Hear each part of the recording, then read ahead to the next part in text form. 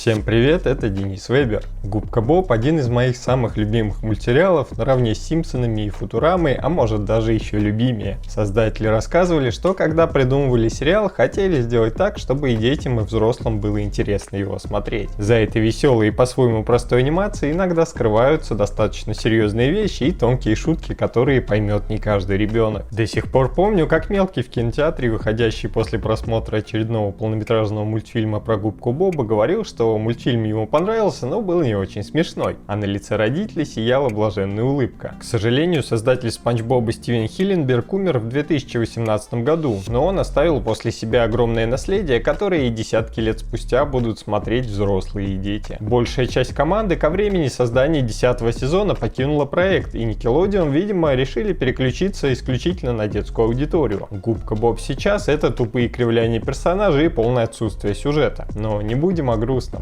Центральная фигура всего сериала, конечно же, сам Боб, но Красти Краб, ресторан, где работает Губка, является чуть ли не главной локацией, которая участвует почти во всех эпизодах мультфильма. Ресторан был представлен в самой первой серии, когда Спанч Боб пришел устраиваться в него на работу, а эпизод 3-го сезона «Видеокурс для сотрудников Красти Краб» вообще полностью посвящен этому культовому месту. Интересно, что создатель сериала несколько лет работал поваром в рыбном ресторане, где подавали лобстеров, и если верить истории, именно с ловушки для лобстеров был срисован Красти Краб. Огромная популярность мультсериала подтолкнула предприимчивых людей по всему миру к созданию своей версии Красти Краба. Посмотрев фотографии ресторанов, я подумал, что было бы круто тоже открыть подобный, но только сделать все еще более похоже на оригинальный дизайн из сериала. Ресторатор из меня так себе, но я точно смогу создать его в 3D. В этом видео я покажу, как создавал настоящий Красти Краб с залом для гостей, кухней, туалетом и, конечно же, секретной формулой. И расскажу, почему некоторые серии Губки Боба созданы специально для взрослых. Досмотрите видео до конца, будет интересно. А еще не забудьте подписаться на Poly Road, чтобы ничего не пропустить. Мне предстояло смоделировать сразу несколько комнат. Большой зал со столами и сиденьями для посетителей, туалет со всеми удобствами, кухня, где работает Спанч Боб, и кабинет Крабса, где в сейфе хранится та самая секретная формула. Красти Краб на самом деле удивительное строение. В мультфильмах, как обычно, часто пренебрегают логикой. Например, если посмотреть на ресторан снаружи, то можно увидеть, что зал занимает всю площадь помещения. Куда в этот момент девается кухня и остальные комнаты, непонятно. В каких-то эпизодах внутри Красти Краба появляется морозильная камера, а в других ее просто нет. В своем проекте я решил включить логику и создать то, что пригодится для нормального функционирования ресторана. Само здание сколочено из нескольких больших досок. Я создал каркас и две большие дугообразные стойки по бокам. Основной зал, если смотреть изнутри, отделен от других помещений стеной, на которую прикреплены железные листы, а крышу подпирают большие столбы. На самом деле, разбирая проект более подробно, я понял, что здание спроектировано вполне себе правильно. Я решил сразу разметить места для окон и дверей и вырезал для них отверстия в перегородке. Еще один пример реализма — труба для вытяжки прямиком с кухни Спанч Боба. Она, конечно, приобретет более реалистичный вид, но пока я просто добавил схематичную модель трубы и другие объекты на сцену. Страшно представить, сколько работы впереди, но я старался разбить все на несколько этапов, чтобы было ощущение, что проект реально закончить. По залу расставлено несколько столов. Как обычно, здесь достаточно сделать одну модельку и размножить ее несколько раз. И текстуру можно будет создать тоже одну.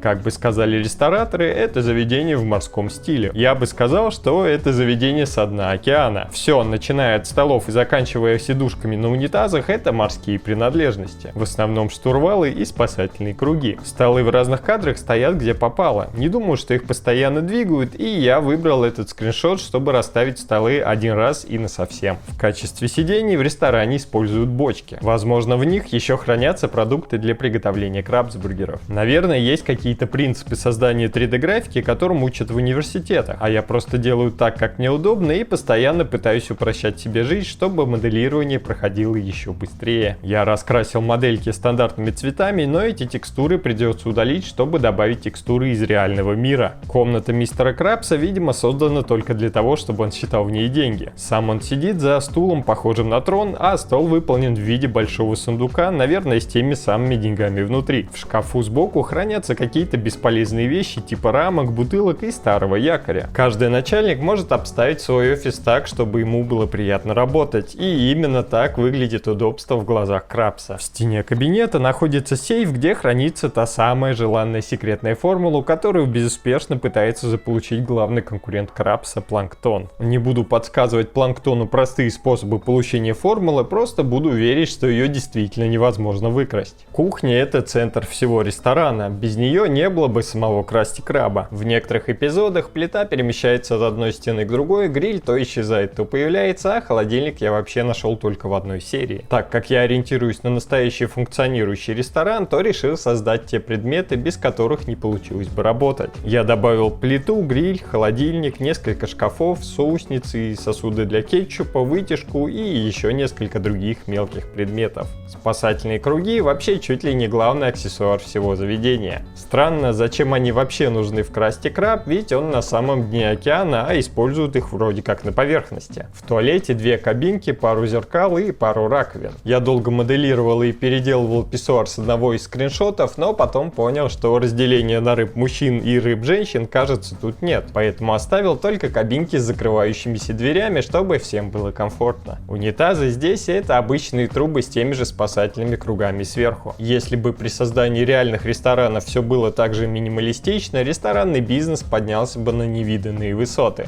В лодке, стоящей в центре зала, сидит работник, который мечтает работать кем угодно, только не кассиром. Не представляю, как местные посетители до сих пор терпят его издевательства при оформлении заказа. Ну и конечно же, куда без кассы, она на своем месте. Мультсериал про Спанч Боба в ранние сезоны богат на действительно интересные серии. Например, в одной из них Крабс и Губка Боб убивают санитарного инспектора, приняв его за мошенника, а потом пытаются спрятать труп на глазах появившихся полицейских. А в другой серии Губка решает, что он ненормальный, и, посмотрев пособие по нормальности, пытается стать обычным нормальным персонажем. Ставит в кухне компьютер и кулер, строит себе нормальный дом, и каждый новый день у него становится похож на предыдущий. Ничего не напоминает? Двери в Красти Краб — это массивные проклепанные куски металла с иллюминаторами вместо окон. Мне показалось, что даже стены ресторана не такие массивные, но стилистику морей и океанов никто не отменял, поэтому все вполне себе нормально. В верхней части под крышей просто бардак. Тут валяются ящики и стеклянные банки с непонятным содержимым, мешки, бочки и, конечно же, еще один якорь, куда же без него. Можно сказать, что это местный склад, потому что места в самом ресторане действительно мало. В Красти Краб еще много разных мелких объектов. Например, этот громкоговоритель и красная лампочка служат для того, чтобы включать сигнал тревоги, когда Планктон в очередной раз попытается покуситься на секретную формулу. Над кассой 2 таблички с меню и информацией о заказе. Я оставил небольшую пасхалочку в меню, которую особо внимательные зрители смогут увидеть в финальном рендере. По бокам здания натянута большая рыболовная сетка, а сверху красуется труба, видимо, для вытяжки, хотя в мультфильме вытяжка внутри и труба вообще в разных местах. Чтобы поддержать интернациональных посетителей, Крабс вывесил сразу несколько флагов на фасаде ресторана. Я увидел здесь флаг Англии, Японии и Украины. Вряд ли Крабс вообще знает, что эти страны существуют. Я продолжил добавлять всякие мелочи. На самом деле мелочи в целом улучшают восприятие сцены. Они сами по себе могут быть незаметны глазу с первого раза, но каким-то чудесным образом добавляют сцене крутости. Чтобы модель выглядела реалистично, а у нас с вами цель создать реалистичный Красти Краб, нужно проработать всю ее геометрию, а уже потом добавлять текстуры. Сиденье в кабинете Крабса — это модифицированные бочки, поэтому я взял уже готовую модельку бочки и, как бы это странно ни звучало, модифицировал ее. Можно сказать спасибо, на них хотя бы положили мягкие пуфики. Как и подобает главе предприятия, мистер Крабс сидит на троне, точнее на бочке, из которой и сделан трон. Он же экономит вообще на всем. Я доделал все 3D элементы и принялся за текстурирование. Для Красти Краба я использовал дерево, металл, стекло и другие настоящие для 3D графики материалы. Я создал большое количество текстурных сетов, объединяя несколько объектов для покраски. Если бы я красил сразу все объекты за раз и использовал для них одну текстуру даже самого большого разрешения, разрешения, и ее все равно бы не хватило для хорошего качества, потому что объектов получилось достаточно много. Мне оставалось сравнивать скриншоты из мультфильма и подбирать похожие материалы для текстур. Это может показаться простым, но на самом деле не всегда все получалось с первого раза. Ну и конечно, куда без клепок. На них я потратил достаточно много времени, потому что рисовать их нужно от руки. Кстати, я уже добавлял похожие детали для танка, которого нет в World of Tanks. Если еще не смотрели это видео, ссылку на него я добавлю в подсказке.